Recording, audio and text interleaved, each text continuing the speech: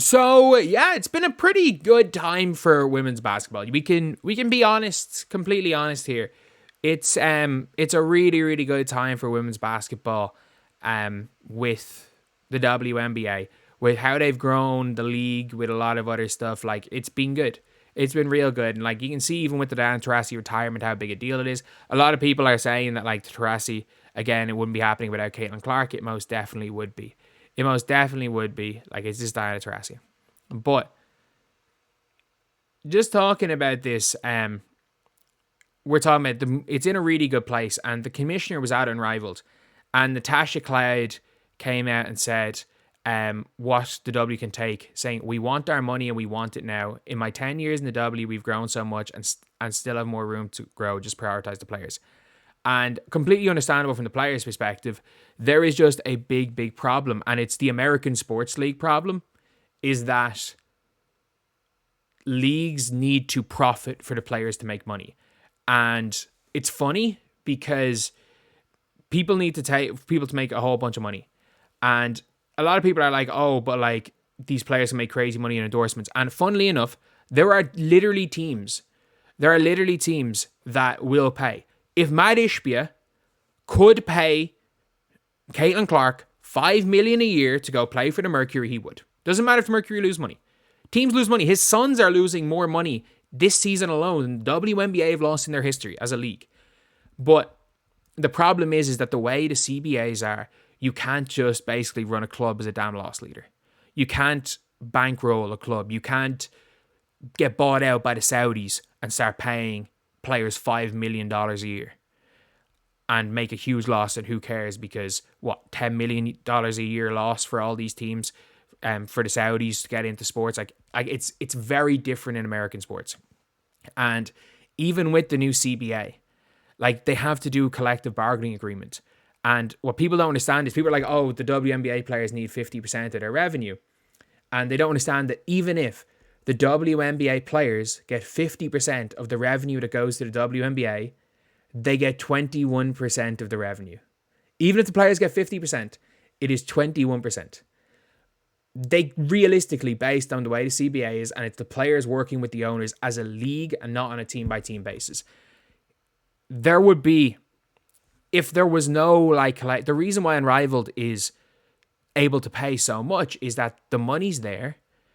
The investors are investing their money and are willing to lose money short term. And every player's contract is negotiated on an individual by individual basis with no maximum. And obviously they put in a minimum contract. And I think as the years go on with Unrivaled, the minimum contract is actually going to go more so towards the WNBA type contract. Whereas the top players and we earned their deal. I think the 30 that are in right now are probably going to make the same money. But with the WNBA,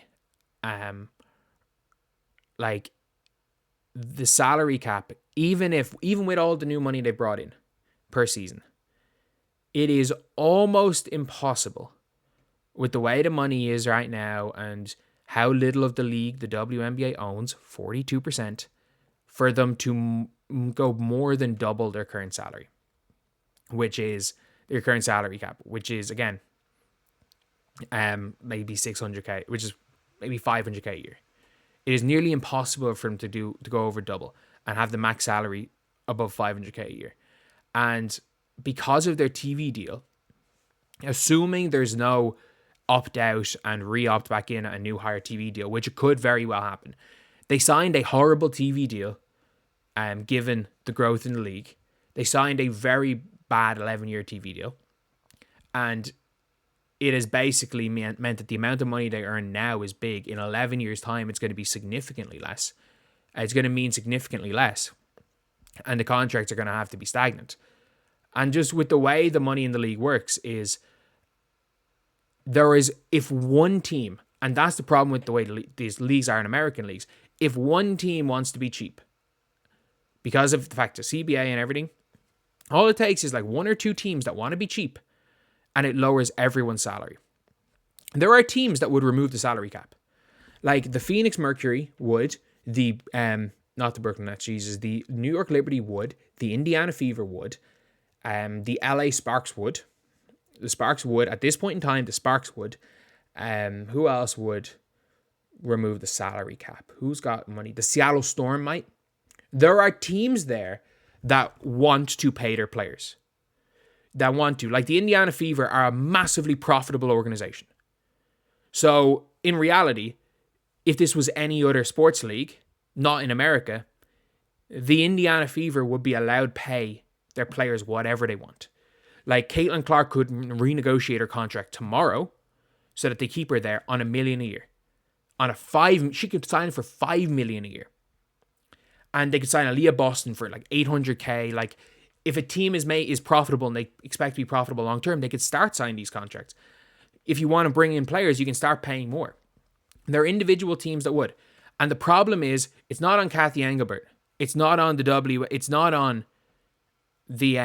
it's on the WNBA players to negotiate. It's not on the commissioner. The commissioner is obviously part of the league, but the commissioner is not responsible for the owners or the players in the CBA. And the reason why the players don't get paid more money individually, and by the way, if they did, is because of a salary cap and a CBA, and the fact that the max salary for the Fever, who generate $30 million a year, has to be the same as the max salary for the Sun, who probably lose a bunch of money and play in a have 2-year-olds' birthday parties on the same court where they practice, because the max salary for the poverty franchises and the max salary for the franchises that are making upwards of 30-40 million per year have to be the same. And that is why the players realistically can't get paid more. There are organizations that would willingly pay $1 million a year to certain players. The Phoenix Mercury, realistically, if you got rid of the draft system and let players go wherever, the Mercury would have offered Caitlin Clark $5 million a year over 4 years. They would have done it. Well, you know they would have done it. They would have paid Diana Taurasi $1 million a year. Like the Mercury, Matt Ishbia, he just literally, these sports teams are his playthings. He wants to put money into these teams and win. That's all he cares about. He has reached a level of like, fuck you money, that these sports teams are playthings for him. And same with like the size. Like these sports teams they've got so much money that they're willing to put it into the sports teams. Like, again, if it wasn't compulsory charter flights, there's about 4 or 5 teams that would have charter flights last year. And that is the big issue with it. They're saying the league is broke, but the owners are billionaires. It's not a commissioner issue. It's not a good owner issue. It is a rules of the league issue. And unless the players can't get paid more, unless the league decides to split entirely unless literally the players lock out and their condition of coming back is you remove the salary cap. That is literally the only way the players are going to get paid what they believe they're worth. Is that if you can get rid of the salary cap, every individual player can negotiate with every individual team to get paid whatever the hell they want. That is the only way that the individual players are going to pay what they believe they're worth, get paid what they believe they're worth, is if you remove the salary cap. And it's not going to happen. It's just not going to happen. That's not how these leagues work.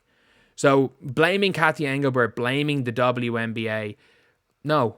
Like, unless this gets passed, which it never will, because there's enough poverty franchises, and it just becomes a case of who can spend the most money, and you'll just never win otherwise. And with that happening, you probably have to get rid of the draft too, and run it like it's a non-American sports league, which will never happen. The players, unfortunately, with the money being brought in, with the fact that the WNBA gave up 16% of the overall revenue to investors, they had to do that a few years back, the fact that the NBA owns 42% of the league, it's just not is it not feasible money-wise, being like the money, they lose money so they don't need a percentage. Like, it's literally a fact that there are enough poverty franchises in the WNBA, aka like the Connecticut Sun, what the Fever used to be, what the Sky used to be pre-Angel Reese, like there are the Wings, there are enough poverty franchises that it will never happen. And that's just unfortunate. But anyway, I'll see you guys.